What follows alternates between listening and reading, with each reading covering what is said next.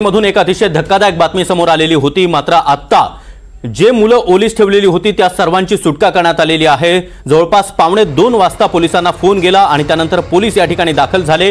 मोठा फौजफाटा या ठिकाणी पोहोचला आणि जो व्यक्ती होता ज्यानं मुलांना ओलीस ठेवलेलं होतं, बंधक बनवलेलं होतं, त्याच्यासोबत चर्चा सुरू झाली। लेकिन ये आदमी को लगा था क्या उसके कपड़े? नहीं सर, हम लोग तो बचा नहीं जा रहे थे। भाई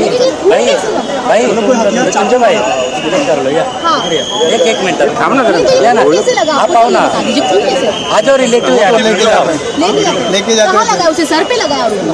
ऐका ना हमारे बड़ी साहब एक सेकंड या ना तुम्हें बच्चे, लेकिन बच्चों को लगा क्या? बच्चों को नहीं बच्चे की नहीं नहीं सब बचाए। माँ बाप क्या रो रहे हैं? नहीं अभी ठीक है, उनको मिल गया सब तक सब सही है। So the clothes of these police officials.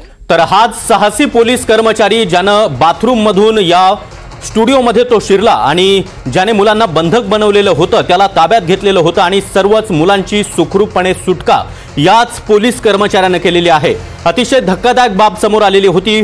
Powai सारख्या गजबजलेल्या परिसरामध्ये भर दुपारच्या सुमारास काही मुलांना बंधक बनवण्यात आलेलं होतं। पोलिसांनी कारवाई करत जवळपास 9 पोलिसांची सुखरूपपणे सुटका केलेली आहे। त्यामध्ये एक ज्येष्ठ नागरिक, एक सिव्हिलियन आणि 17 मुलांचा समावेश होता। दरम्यान पोलिसांनी ही मोठी कामगिरी केलेली आहे। रोहित आर्या नावाच्या या व्यक्तीनं या सर्व मुलांना बंधक बनवलेलं होतं। गेल्या सकाळपासूनच या ठिकाणी काही मुलांना ऑडिशनसाठी त्याने बोलावलेलं होतं। ऑडिशनच्या नावाखाली त्याने हे ओलीस नाट्य घडवून आणलेलं होतं आणि आपल्या काही मागण्या आहेत, आपले काही प्रश्न आहेत असं सांगत त्याने एक व्हिडिओ देखील जारी केलेला होता। मी दहशतवादी नाही आणि माझी पैशांची देखील मागणी नाही असं देखील तो म्हणतोय।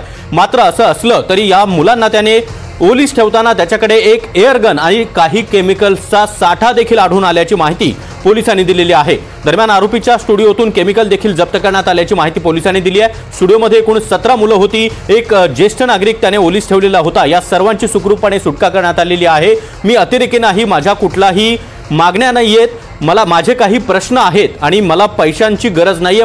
माझ्याकडे अनेक प्रश्न आहेत, त्या प्रश्नांची उत्तर मला हवी आहेत असं सांगताना हा रोहित आर्याने एक व्हिडिओ देखील जारी केलेला होता।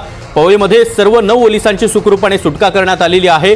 पोलिसांना ज्यावेळी ही माहिती मिळाली त्यावेळी पोलीस या ठिकाणी दाखल झाले आणि हे ओलीस नाट्य करणारा व्यक्ती त्याच्यासोबत त्यांनी नेगोशिएशनला सुरुवात केली। मात्र दुसरीकडे पोलिसांनी धाडसी कारवाई देखील केलेली आहे। एका पोलीस कर्मचाऱ्यानं बाथरूम मधून आत प्रवेश केला आणि या संबंधित व्यक्तीला ताब्यात घेतलं। या व्यक्तीसोबत त्यांची झटापट देखील झाली आणि या सगळ्या प्रकारामध्ये तो व्यक्ती जखमी देखील झाल्याचं आता कळतंय।